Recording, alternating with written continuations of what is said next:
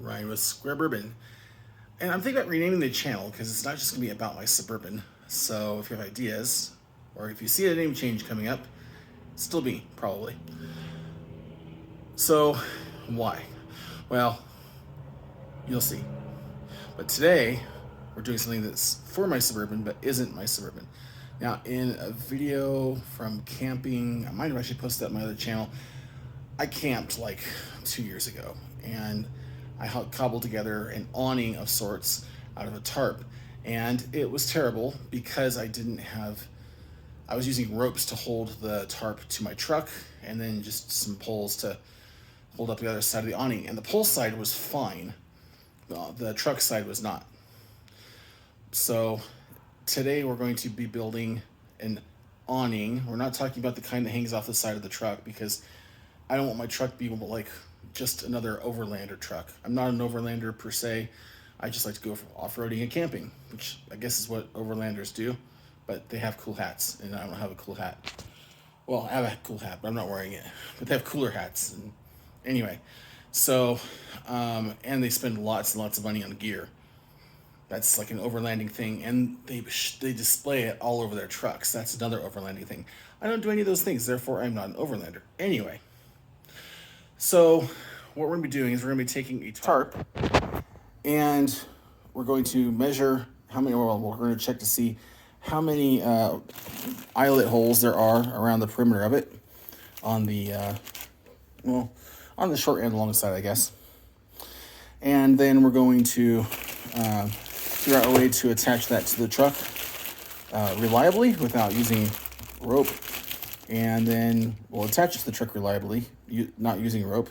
And then we'll have some poles that are going to have little guy wires on their, guy ropes on them, so that the wind doesn't immediately take this thing down, because it does get windy in the desert. So first step is to take this thing out. And yes, this is just a Harbor Freight 7'4" by 9'6", which makes more sense in metric, 5 mil thick tarp.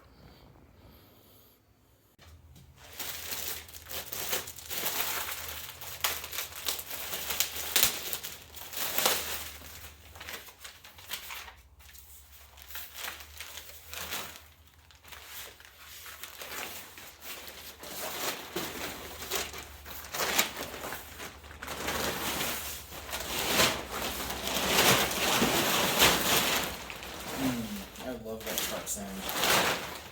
Alright, so 1, 2,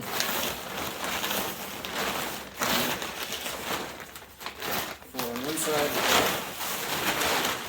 1, 2,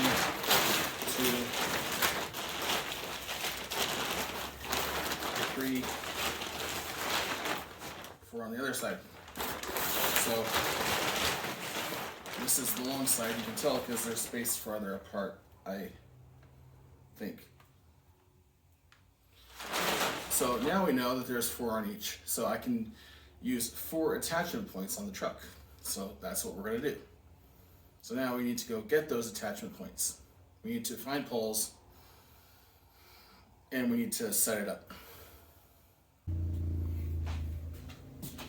Alright, so the first thing was, so the first we need, so I went shopping, and I went to my local kind of all kind of supply store for everything from sticking your hands up a animal's keister to shoes for people. And I got some of these. In fact, I got 4 of them. So that's our attachment points for the truck.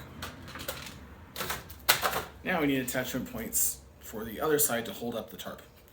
And so for that, I went to my favorite local store where they buy estate sales and sell them. And they always have cool stuff at ridiculous prices. It's kind of like an ongoing garage sale, at garage sale prices even. So let me show you what I got. I got poles.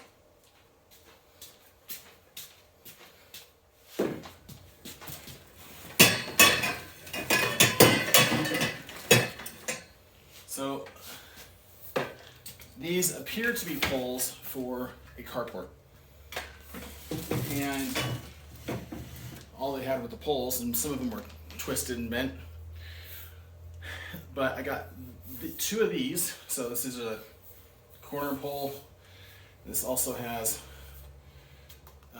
spots to put pegs in to the ground. So those foot pieces. So I got two of these.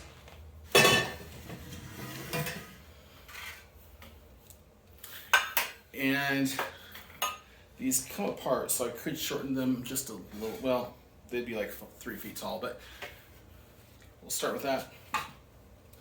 And I got another foot piece, just about 6.5 feet tall. And then I just got 3 of these straight pieces here. And those were all together. I took them apart. I got each section for $3. So I spent $12 on these poles. I was going to buy a piece of 1/2-inch conduit and just cut it in half and finagle that. But conduit here is $10 for a 1/2-inch, a 10-foot piece of 1/2-inch conduit, which isn't horrible, but where I used to live it was $3. So my expectations were thrown off. So I decided to go shopping for something different, and I found it. So now it's time to actually put this on the truck and see how it looks. So the idea here is that I'm going to use these to plug in here. Even though that doesn't really fit, it doesn't matter. So my goal is to take this and plug in this, or maybe this. That's better. And make a structure for the other side of the pole, or the other side of the tarp. So I'm going to try that out. We'll see how it works. We'll take a quick look. I'm just going to set it up in my front yard. So we're going to use zip ties, and yeah, we're just going to use zip ties for now. I mean, that might be all we use. So we'll see how it goes. All right, so there it is, all set up. And instead of tying it down to the ground, I just ratchet strapped it to that tree, which works fine. And like I said, I've got zip ties here. This one's to hold it tight across this bar, which works great. And you know, with those magnetic attachments, there's only so much tension you can put on this before they move, but it should be absolutely fine for my purpose, which is to just go camping and have some shade out in the desert. So my total cost in this whole project was about $25, and that includes the tarp, because I got it on sale for, I don't know, $6 or $7. So I think it was $12 for the poles.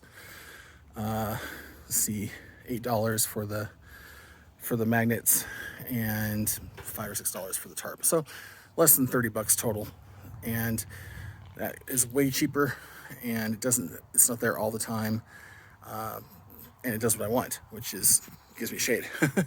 So anyway, thanks for watching the video. Hope you like it, and if you have any of your own ideas, throw them in the comments. Take care.